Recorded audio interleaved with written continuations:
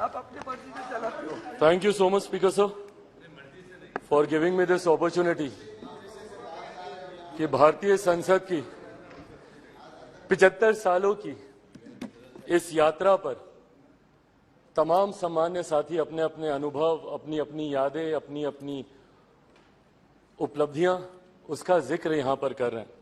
मुझे लगता है सर, एक दिन कुछ घंटे इन 75 सालों की यात्रा को समअप करके बताने के लिए बहुत कम है, पर मैं बधाई दूंगा जिस तरीके से आज हमारे प्रधानमंत्री आदरणीय नरेंद्र मोदी जी ने इतने कम समय में इतने खूबसूरत शब्दों के साथ जिस तरीके से इस 75 साल की यात्रा के बारे में उन्होंने पूरा बखान किया, जहां हमारे देश के प्रधानमंत्रियों के योगदान से लेकर इस संसद को चलाने में छोटे से छोटे कर्मचारी के योगदान तक की उन्होंने सराहना की, उनको भी उन्होंने सम्मान देने का काम किया। मीडिया के हमारे साथियों का भी उन्होंने जिक्र किया। यकीनन कई ऐसी यादें सर इन 75 सालों में रही हैं। सेकेंड टाइमर मेंबर पार्लियामेंट हूं, युवा सांसद हूं, कंपैरेटिवली संभवतः मेरा अनुभव बाकियों से कुछ कम होगा, पर 9 साल का मेरा भी अपना अनुभव है। पर इन 9 सालों से ज्यादा सर मेरा अनुभव मेरे नेता, मेरे पिता आदरणीय रामविलास पासवान जी की वजह से रहा। बचपन से जब से होश संभाला, उनके माध्यम से इस संसद की कार्य प्रणाली को समझा, इस संसद की कार्य शैली को समझा, और जब पहली बार इस लोकसभा में आया तो उन्हीं का ही हाथ पकड़कर आया।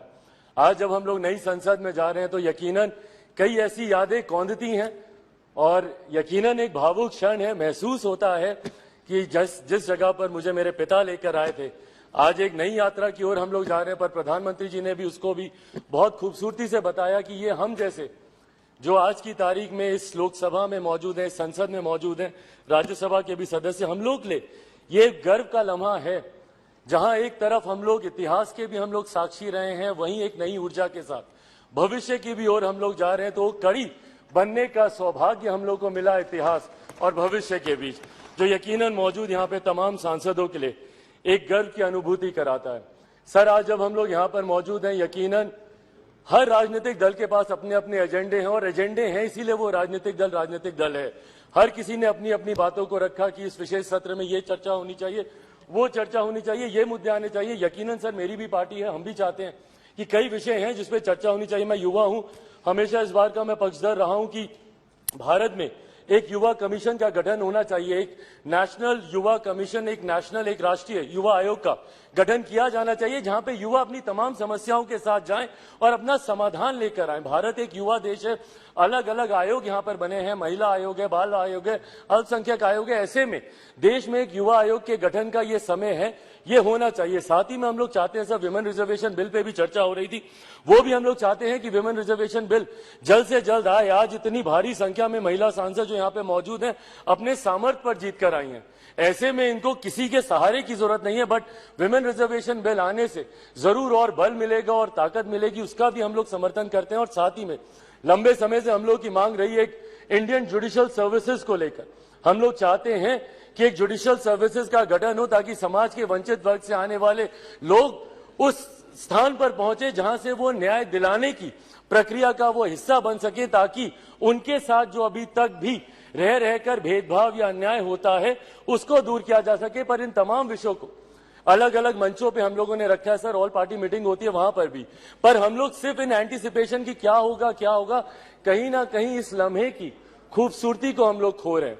आज मैं बस यही आग्रह करूंगा कि कौन सा बिल आ रहा है, नहीं आ रहा है, पर ये जो विशेष सत्र बुलाया गया है, ये इतिहास और भविष्य को जोड़ने वाली कड़ी को लेकर बुलाया गया है। हम लोग का ध्यान यकीनन केंद्रित उस तरफ भी होना चाहिए, ताकि इस लम्हे की खूबसूरती को हम ना भूल जाएं। पूरा देश नजर लगाए इस पर, देख रहा है कि कैसे हम लोग यहां से दूसरी नई संसद में हम लोग जा रहे हैं। देश ही नहीं, पूरी दुनिया देख रही है।